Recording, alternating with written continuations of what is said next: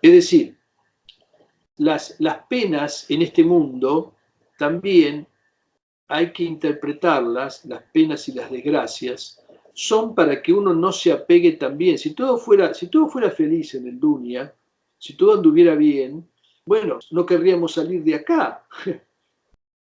¿Verdad? O sea que cuando más, o sea, nuestro apego por esto sería muy grande, como dice, ¿no? Sería tu paraíso. Si todo fuera alegría, el dunya se convertiría en tu paraíso. O sea que las penas también son una manera de ansiar la morada en donde no existen esas penas. Y es una manera que tiene Allah en algunos casos, subhanahu wa ta'ala, de sacarnos a nosotros el deseo por este mundo.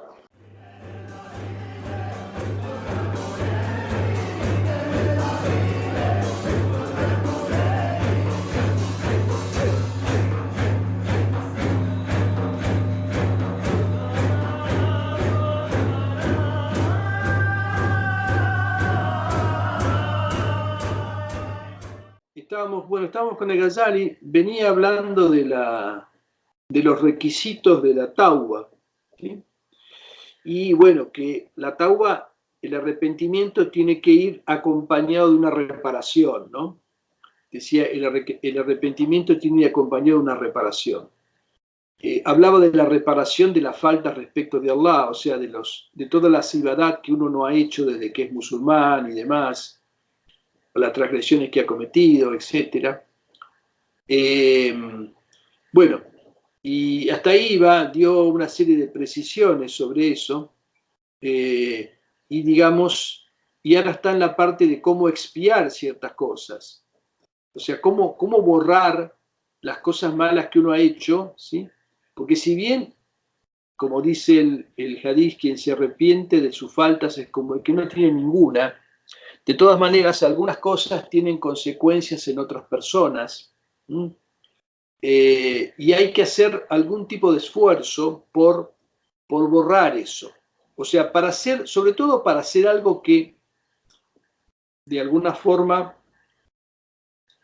complete, o sea, que no complete, sino que equilibre esas cuestiones. Por el hadith que ya citó varias veces, cuando hagan algo malo, háganlo servir de algo bueno que lo va a borrar. A veces, lo que dice acá, esto es un hadith, creo, ¿no? Sí. Dijo el mensajero de Allah, hay faltas que solamente son expiadas con desgracias y tristezas. Y en otra redacción dice que solo son expiados con la ansiedad de procurarse los medios de vida. O sea, hay algunas... esto es una manera también de ver las cosas que nos pasan, ¿sí? Las desgracias que uno sufre, que pueden ser en casos muy excepcionales, como el caso de Job, por ejemplo, de Ayub, ¿no? Que, digamos, sufrió todas esas, digamos, todas esas penurias, fue sometido a todas esas penurias eh, para que Allah le confirmara a Shaitán que había hombres que hacían todo por él, ¿eh? Y no porque la tienen fácil en el mundo, para decirlo de alguna forma. Entonces es posible que el creyente sea puesto a prueba en su fe con alguna desgracia también, ¿no? Pero en la mayoría de los casos, las desgracias y los problemas son una expiación para las faltas que uno ha cometido. Y quizás esa es la única manera de salvarlas, como dice este hadiz del profeta, alayhi salatu wassalam. El tema de la prueba está en el Corán, en una ley que dice, ¿acaso piensa la gente que se le permitirá decir creemos sin ser probados? O sea, se le permitirá que diga no, amantu billah, creo en Allah. Sí, amantu billah, pero a ver, ¿cuál es el nivel de tu fe? Y sigue diciendo el Corán, porque ya hemos probado a los que estuvieron antes, para que Allah confirme quiénes son los veraces y confirme quiénes son los mentirosos. O sea que la prueba en este mundo, la prueba de la fe existe. Y no es fácil. Y ahí uno ve la medida de su fe, de alguna manera.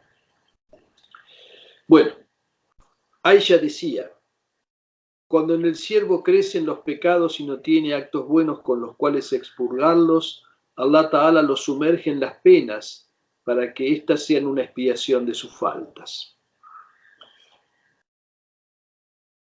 Si argumentaras diciendo, esas penas y ansiedades del hombre no están bajo su control y son mayormente por cuestiones mundanas, como sus bienes, sus hijos y su reputación, y son por ende una falta, ¿cómo podrían ser una expiación? Debes saber que eso no es así. En realidad, todo lo que aparta a tu corazón de este mundo con disgusto es bueno para ti, aunque no sea lo que elegirías. Si este mundo estuviera lleno de alegría y aquello que se ansía se convertiría en tu paraíso. Se cuenta que Yusuf le preguntó a Jibril, cuando éste entró a verlo en la prisión, ¿en qué estado dejaste a ese anciano afligido? O sea, está hablando de su padre Jacob, ¿no? Y él replicó, triste por ti, con la aflicción de 100 madres que han perdido a sus hijos. ¿Y qué tiene junto a Allah por eso? Preguntó Yusuf. La recompensa de 100 mártires, respondió Jibril. Es decir, las penas en este mundo también hay que interpretarlas, las penas y las desgracias, son para que uno no se apegue también. Si todo fuera feliz en el dunya, si todo anduviera bien, bueno, no querríamos salir de acá. ¿Verdad? O sea que nuestro apego por esto sería muy grande, como dice, ¿no? Sería tu paraíso. Si todo fuera alegría, el dunya se convertiría en tu paraíso. O sea que las penas también son una manera de ansiar la morada en donde no existen esas penas. Y es una manera que tiene Allah en algunos casos, subhanahu wa ta'ala, de sacarnos a nosotros el deseo por este mundo. Dice, en cuanto a las injusticias contra los siervos de Allah, son también desobediencias contra sus derechos, porque Él prohíbe oprimir a sus criaturas. Y es necesario examinar todos los intercambios que uno ha tenido con la gente, tanto de bienes como de palabras y actitudes, para determinar así las injusticias que pudieron cometerse contra la propiedad, el dinero o la honra de los demás. Si algo obtenido, esto acá ya está hablando, hasta acá venía sobre la manera de salvar, o sea, de cubrir, digamos, las faltas contra Allah.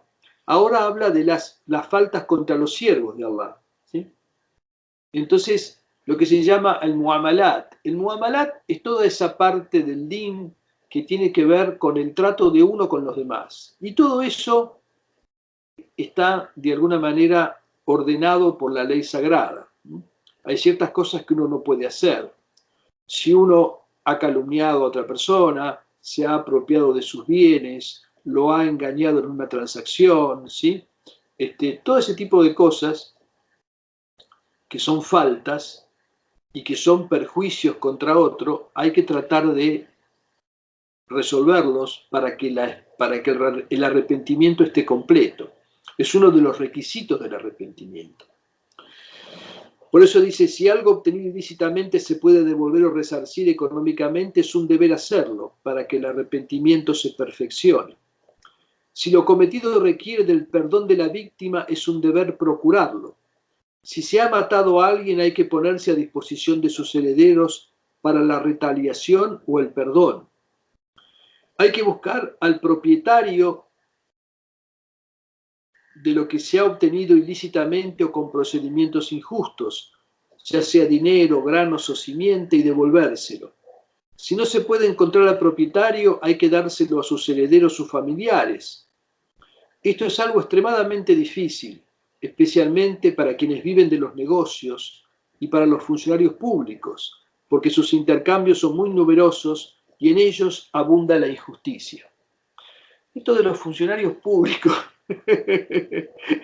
bueno, podríamos inventar un hadiz, ¿no?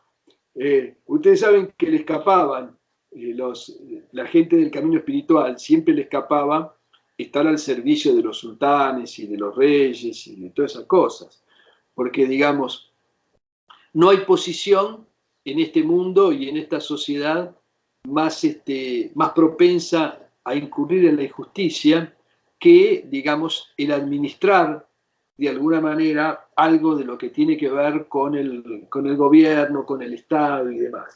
Es muy difícil mantenerse en esos cargos bien, ya sea por los que están arriba de uno como por los que están debajo, ¿no?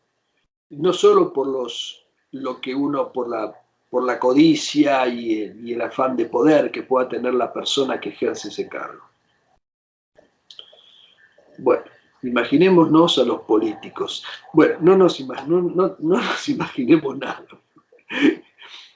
Bueno, también es difícil cuando se trata de encontrar a cada persona a la cual se ha difamado. No se las podrá hallar a todas.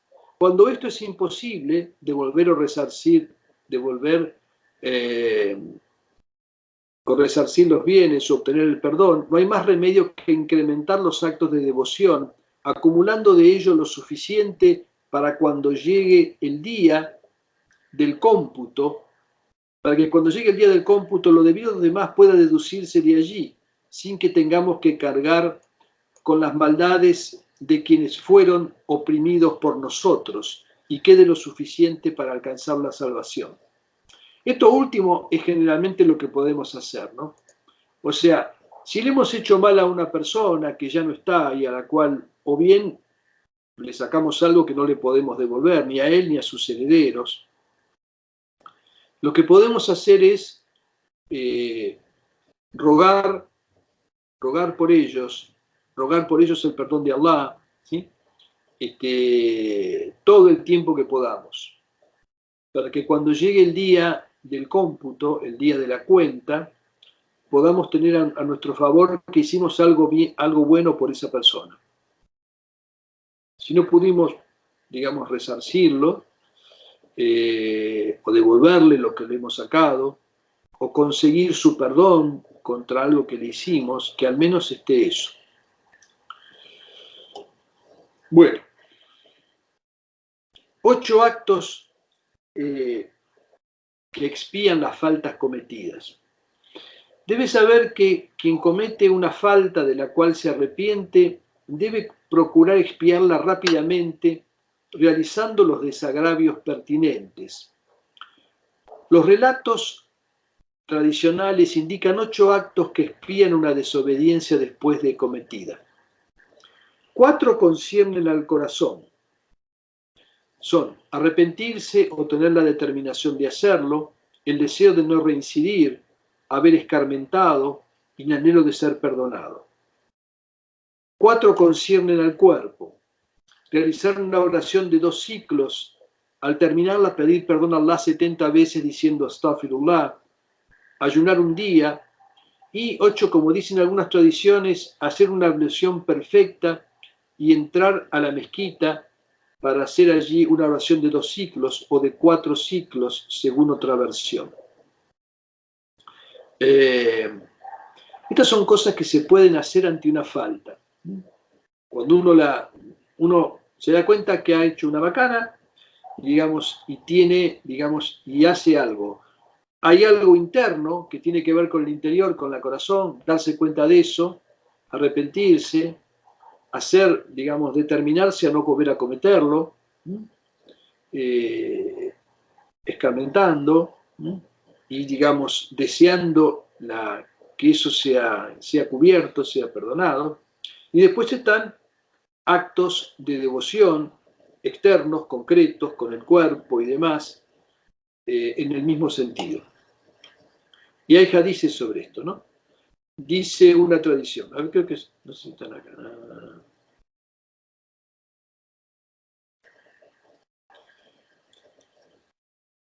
Cuando hagas algo malo, haz que lo siga algo bueno y lo purgará. Lo secreto con lo secreto y lo público con lo público. Y por eso es que se dice, quiere decir, si haces algo malo en secreto, hace algo bueno en secreto. Y si haces algo malo en público, hace algo bueno en público. Esto tiene que ver con el efecto que tienen las cosas, ¿sí? El mal hecho digamos, un bien hecho en secreto es es algo muy importante porque generalmente queremos hacer las cosas bien en público para obtener algún tipo, digamos, de satisfacción en la aprobación de los demás. Y en cuanto a que si hicimos algo mal en público, es bueno hacer algo bueno, porque cuando uno hace algo mal en público, difunde el mal. Y eso tiene un efecto nocivo que puede replicarse. O sea, que hacer algo bueno en público tiene el efecto inverso y es muy importante. Ya dijimos muchas veces que el ser humano tiene una responsabilidad más allá de lo individual, tiene también una responsabilidad social, ¿sí? Muy importante y que está expresada en una obligación del din que por lo general olvidamos y que se expresa con la frase ordenar el bien y vedar el mal. O sea, siempre que pueda, el musulmán, el creyente, tiene que tratar de indicar el buen camino, la buena acción, tratar de corregir, sin arrogancia, sin herir a los demás, sugiriendo de la mejor manera posible que algo se corrija. Eso es muy importante desde el punto de vista de la fe. Dijo el profeta, alayhi salatu wassalam, quien ve que se hace algo malo, que lo corrija con la mano. Si no puede, que, digamos, lo corrija con la lengua, diciendo que eso está mal. Y si no puede, que al menos lo rechace en su corazón. Y este es el grado más bajo de la fe. Y por eso es que dice también acá, la limosna en secreto espía los pecados nocturnos y la limosna pública las faltas a la luz del día. Porque uno es un acto bueno en secreto y el otro es un acto bueno público, ¿no? Debes saber también que pedir perdón a Allah con la lengua sin que el corazón esté presente en ello no da resultado. Es preciso que él participe con temor en el pedido de perdón y que no esté exento de vergüenza y contrición. A ver, si uno dice astaghfirullah, astaghfirullah, astaghfirullah, astaghfirullah, astaghfirullah, ¿sí? O sea, repetir una frase simplemente 70 veces, 100 veces no basta. Sería suficiente con decirlo una sola vez si el corazón está presente, y eso vale más que decirlo millones de veces como quien dice cualquier otra frase. Y que el corazón esté presente significa que uno realmente teme la consecuencia de su acto, ¿sí? Siente vergüenza y quiere deshacerlo. Mientras uno, acuérdense, esto es una cuestión muy importante, mientras uno no siente vergüenza por lo que ha hecho, ¿sí?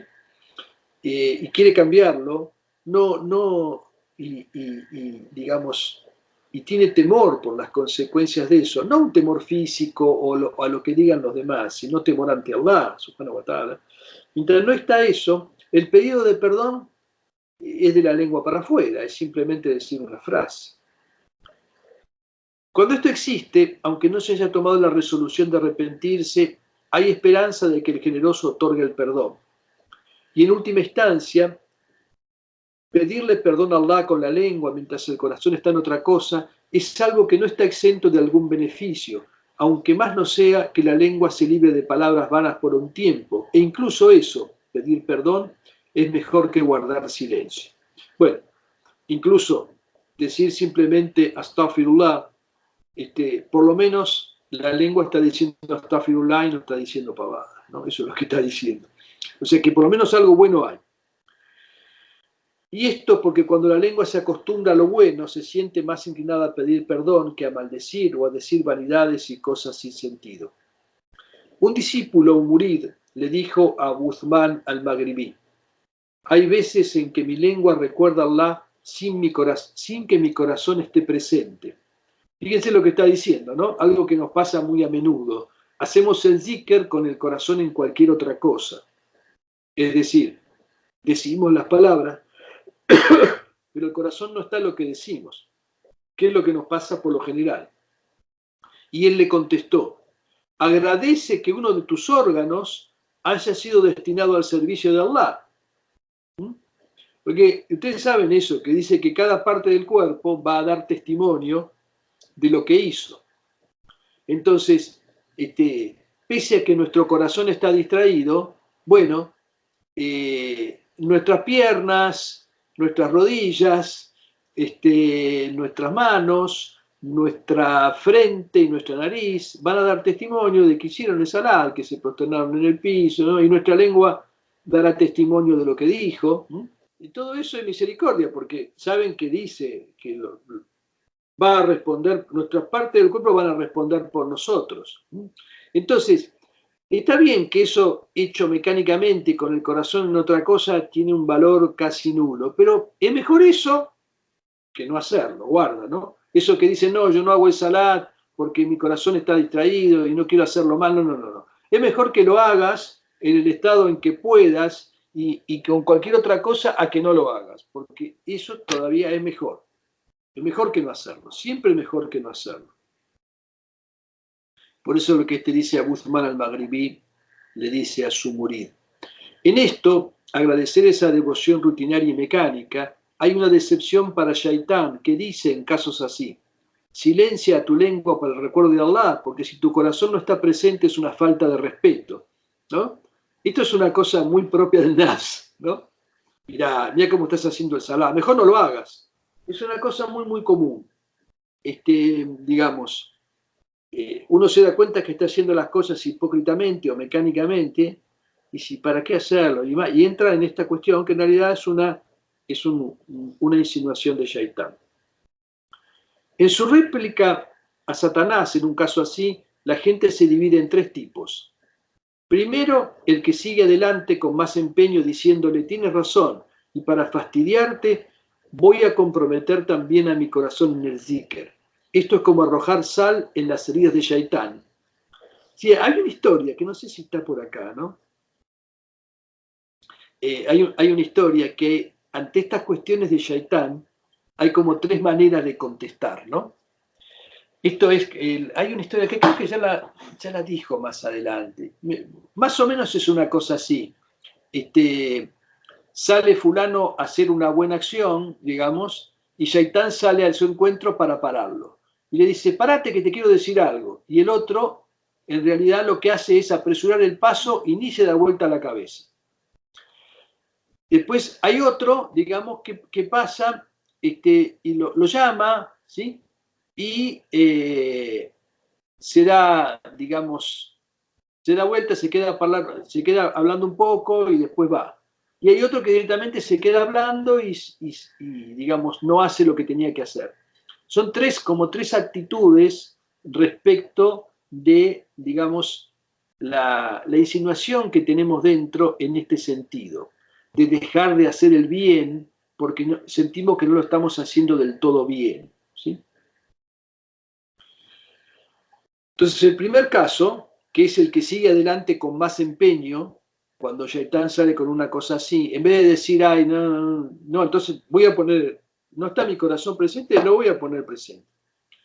Otro es el opresor injusto consigo mismo, quien le dice, tienes razón, no sirve de nada mover la lengua si el corazón no está presente, y deja de recordar a Allah y de pedir perdón, suponiendo que hizo algo inteligente, cuando en realidad se ha convertido en un aliado de Shaitán.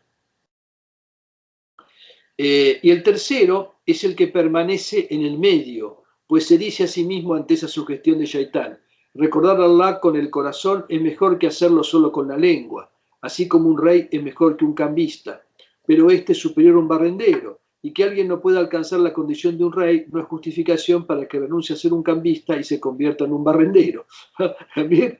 Bueno, se entiende cuál es el principio, ¿no? Hay tres actitudes ante la, digamos, el enredo en que nos quiere meter Shaitán con el tema de la hipocresía.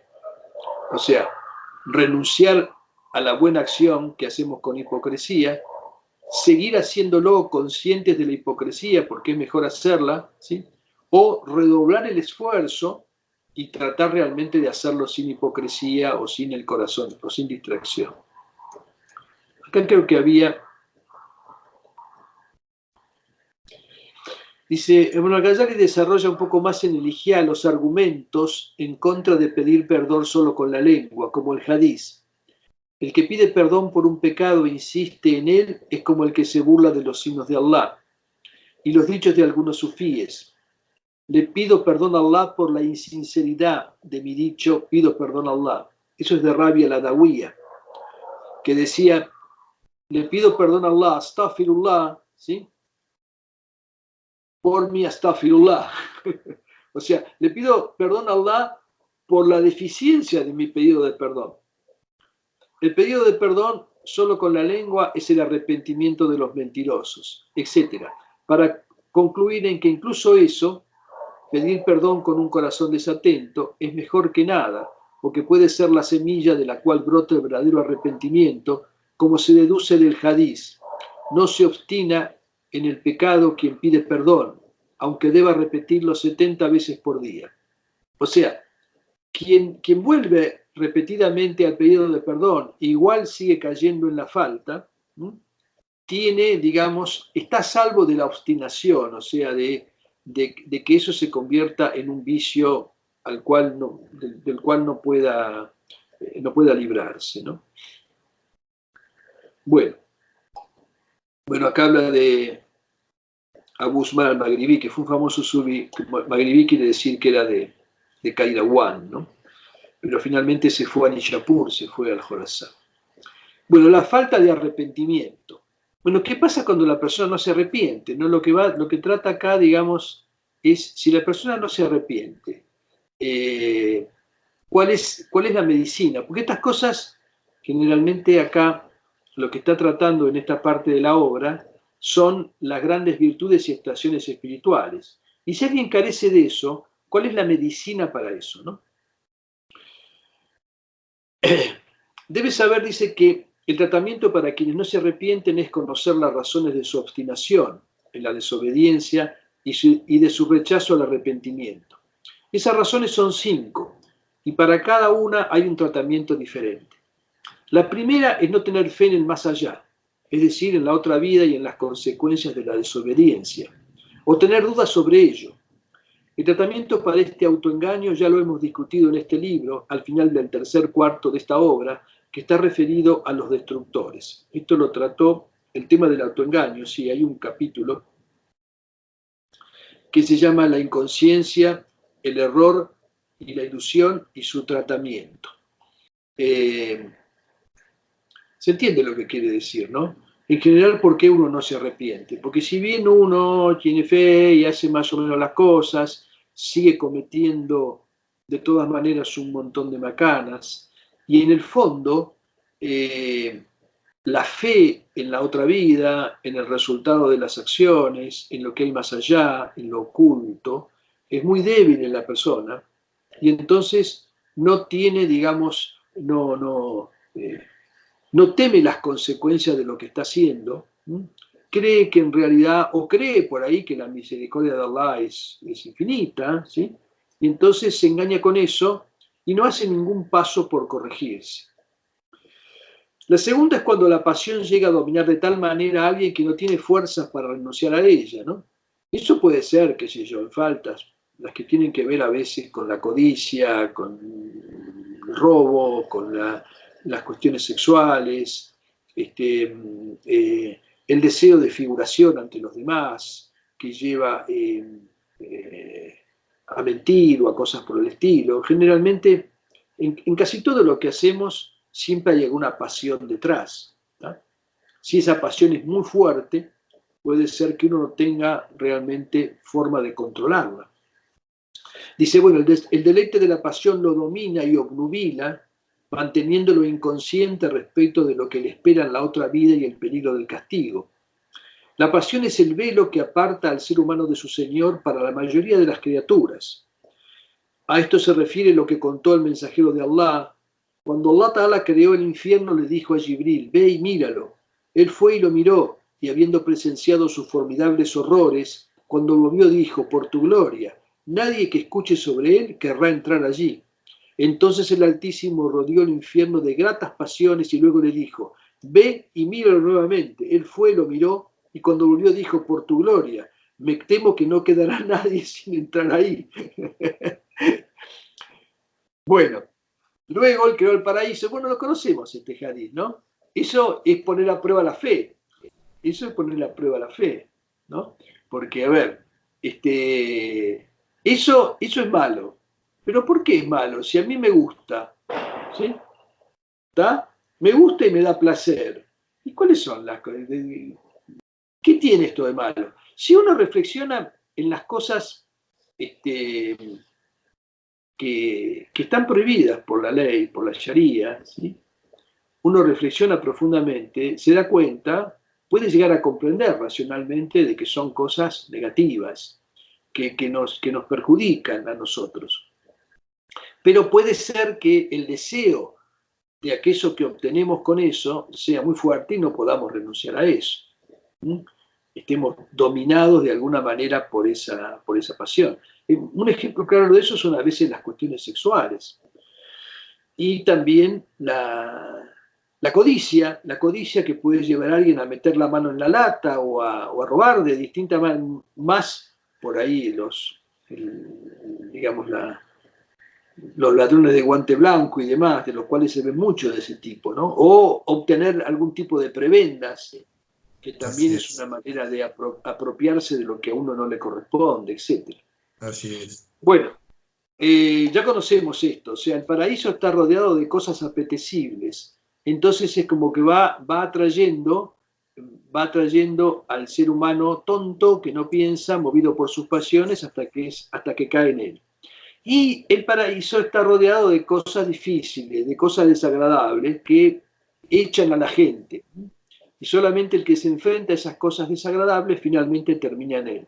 Es una linda imagen que está en varios hadices, ¿no? Sí. Que es muy conocida, por otra parte, muy conocida.